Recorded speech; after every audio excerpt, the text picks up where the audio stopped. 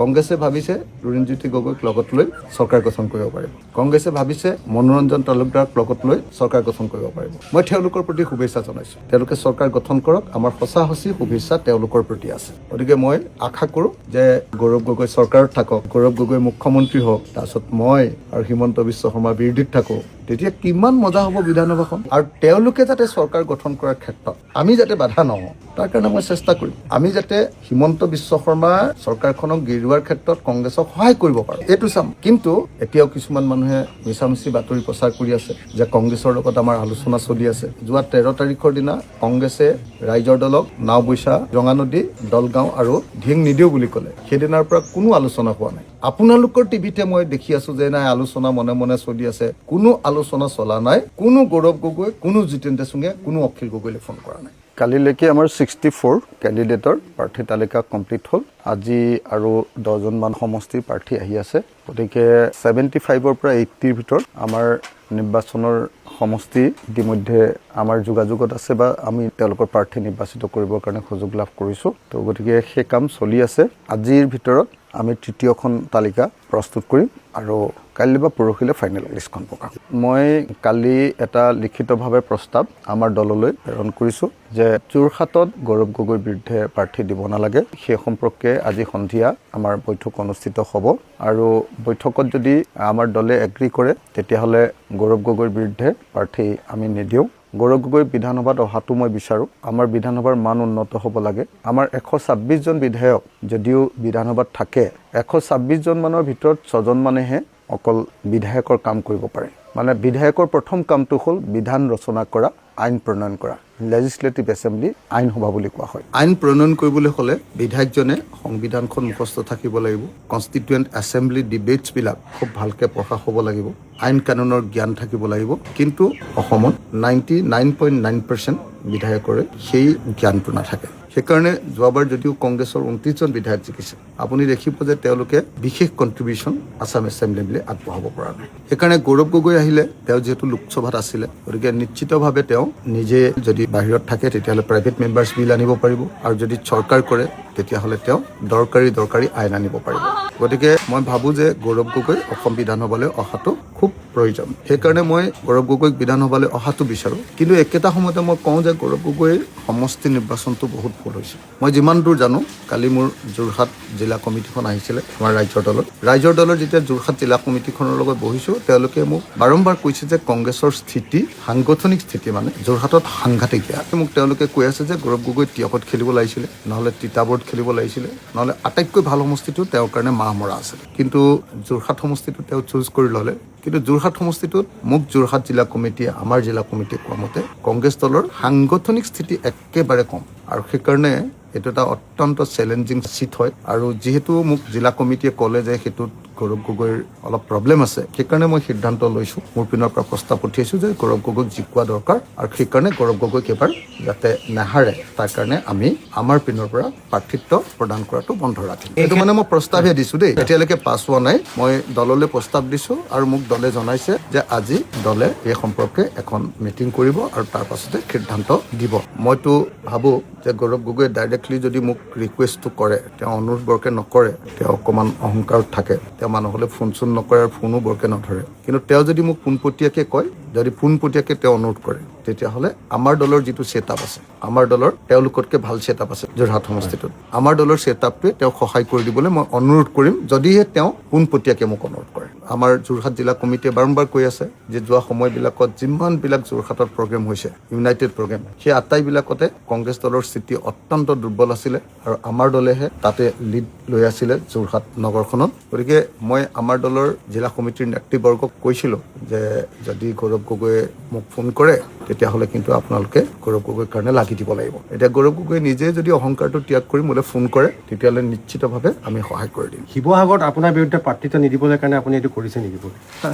মই এবাৰ হ'লেও কৈছোঁ জানো, যোৱাবাৰতো আপোনালোকে নিশ্চয় দেখিছে যে মই জেলত আছোঁ, অসমৰ মানুহে মোক কিমান মৰম কৰিছে, নিজে গৈ মোৰ কাৰণে কেম্পেইন কৰি মোক জিকাইছে। যোৱাবাৰতো আমাৰ শিৱসাগৰত একোৱেই নাছিলে, আমাৰ সংগঠন একো নাছিলে, বুথ কমিটি এখনো নাছিলে। তো তাত গোটেই অসমৰ মানুহে গৈ মোক জিকাইছে আৰু শিৱসাগৰৰ ৰাইজৰ আশীৰ্বাদত, শিৱসাগৰৰ ৰাইজৰ ভালোবাসাৰ কাৰণে, শিৱসাগৰৰ ৰাইজৰ মৰমত মই তাত জিকিছোঁ। আৰু যোৱাবাৰ যি সময়ত মই জেলত আছিলোঁ তেতিয়াও কংগ্ৰেছে মোৰ বিৰুদ্ধে কেণ্ডিডেট দিছে। এইবাৰ কেণ্ডিডেট দিলেও মোৰ আপত্তিয়ে নাই। মই একবাৰৰ কাৰণে আপোনালোকক কোৱা শুনিছে নেকি? মইতো কৈছোঁ যে যদি শিৱসাগৰলৈ আমাৰ অসমৰ মুখ্যমন্ত্ৰী হিমন্ত বিশ্ব শৰ্মা আহে তেতিয়াহ'লে মই ভাল পাম, আৰু একেটা সমষ্টিতে যদি কংগ্ৰেছৰ গৌৰৱ গগৈ যায় তেতিয়াহ'লেও মই যুঁজি ভাল পাম। কিন্তু মই অহংকাৰ কৰি কোৱা নাই একো দেই। মানে মোৰ কথাটো হ'ল যে নিৰ্বাচন যেতিয়া খেলিছোঁ তেতিয়াহ'লে সেইটো প্ৰিপেৰেশ্যন থাকিব লাগিব। হাৰো বা যিকোনো ইলেকশ্যনততো সকলো মানুহ সদায় জিকি নাথাকে। গতিকে মইতো ইচ্ছা কৰোঁ যে শিৱসাগৰলৈ হিমন্ত বিশ্ব শৰ্মা আহক মোৰ লগত প্ৰতিদ্বন্দ্বিতা কৰিবলৈ, আৰু গৌৰৱ গগৈ নিজে আহক মোৰ লগত প্ৰতিদ্বন্দ্বিতা কৰিবলৈ। মই একবাৰৰ কাৰণেও কংগ্ৰেছক ৰিকুৱেষ্ট কৰা নাই যে শিৱসাগৰত কেণ্ডিডেট দিব নালাগে, একবাৰৰ কাৰণে কৰা নাই। মই নিজৰ শক্তিৰে যুঁজিবলৈ চেষ্টা কৰিম, আমাৰ ৰাইজৰ দলৰ কৰ্মীবিলাকে চেষ্টা কৰিব, আৰু শিৱসাগৰৰ ৰাইজৰ আশীৰ্বাদ মই জেলত থাকোঁতে যিহেতু পাইছিলোঁ, আৰু এতিয়া মই গোটেই শিৱসাগৰৰ ৰাইজক যিমান পাৰোঁ মোৰ জীৱন দি সহায় কৰোঁ। মই আশা কৰিম যে শিৱসাগৰৰ ৰাইজে মোক নিশ্চয় জিকাব। মই শিৱসাগৰৰ কাৰণে কংগ্ৰেছৰ প্ৰাৰ্থিত্ব নিবিচাৰি এইটো কোৱা নাই, মই জেনুইনলি গৌৰৱ গগৈক জিকাটো বিচাৰিছোঁ, আৰু সেইকাৰণে গৌৰৱ গগৈৰ বিৰুদ্ধে কেণ্ডিডেট নিদিবলৈ মই ৰাইজৰ দলক অনুৰোধ কৰি চিঠি লিখিছোঁ। আৰু গৌৰৱ গগৈৰ বিৰুদ্ধে কেণ্ডিডেট যদি নিদিয়ে, ৰাইজৰ দলে নিদিয়াৰ সিদ্ধান্ত লয়, আৰু গৌৰৱ গগৈয়ে যদি মোলৈ ফোন কৰে পোনপটীয়াকৈ, তেতিয়াহ'লে মই আমাৰ যোৰহাট কমিটিখনকো গৌৰৱ গগৈৰ হৈ সহায় কৰি দিবলৈ মই অনুৰোধ কৰিম। কংগ্ৰেছে আমাক চাগে আঞ্চলিক দল এটা ধ্বংস কৰিম বুলিয়ে চাগে প্লেনটো কৰিছিলে। 2021 চনত আমি উঠি আহিম বুলি ভাবি 8টা চিট দিয়াৰ পাছতো কংগ্ৰেছে আমাক বিট্ৰে কৰিলে, বিশ্বাসঘাতকতা কৰিলে। তাৰ পাছত উপ নিৰ্বাচন গোটেইকেইটাতে বিশ্বাসঘাতকতা কৰিলে। MP ইলেকশ্যনত আমি সম্পূৰ্ণ ত্যাগ কৰি দিলোঁ। এইবাৰ 2026 বিধানসভা নিৰ্বাচনৰ কাৰণে 2 বছৰ 3 বছৰ তেওঁলোকৰ পিছত ঘূৰি থাকোঁতে আমি কনফাইণ্ড হৈ গ'লোঁ কেইটামান সমষ্টিত, আৰু লাষ্টত সেই 15টা সমষ্টিটো আমাক ডিষ্টাৰ্ব দিবৰ কাৰণে 45 দিন আমাক ওলমাই ৰাখি লাষ্টত তেওঁলোকে আমাৰ লগত নহ'ব বুলি কৈ দিলে। গতিকে কংগ্ৰেছে আমাক ঠগিলে, কিন্তু কংগ্ৰেছে ঠগন দিয়াৰ পাছতো মোৰ কিন্তু বিজেপি বিৰোধিতা সামান্যতমো কম হোৱা নাই। আপোনালোকে এইটো কথা বুজিব লাগিব যে ৰাইজৰ দল অসমত বিজেপিৰ আটাইতকৈ ডাঙৰ শত্ৰু। আপোনালোকে এইটো বুজি উঠিব লাগিব যে কাইলৈ সঁচাকৈ যদি বিজেপিক অসমৰ পৰা খেদিব লাগে, পৰাভূত কৰিব লাগে, উচ্ছেদ কৰিব লাগে, তেতিয়াহ'লে আমাৰ নিচিনা আপোচবিহীন আঞ্চলিক দলেহে বিজেপিক খেদিব পাৰিব। আৰু কংগ্ৰেছে সেইটো বুজি নুঠাটোৱে এই সময়ৰ ঐতিহাসিক ফল।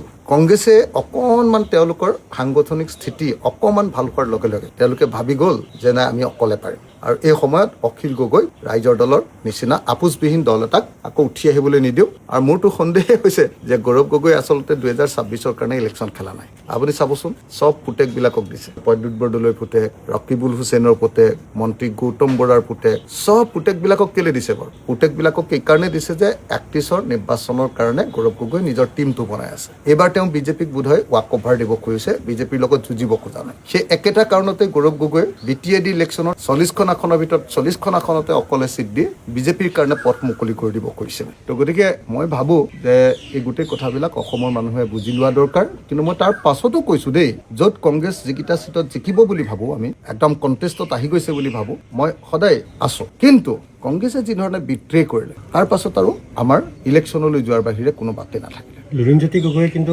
আপোনাৰ কাৰণে হেৰি হৈছে বুলি কৈছে, মিত্ৰতাটো ভংগ নাই কোৱা নেকি? ক'ৰবাত কৈছে জানো? মই নাই দেখা। আপুনি মিছা কথা কৈছে যেন লাগিছে।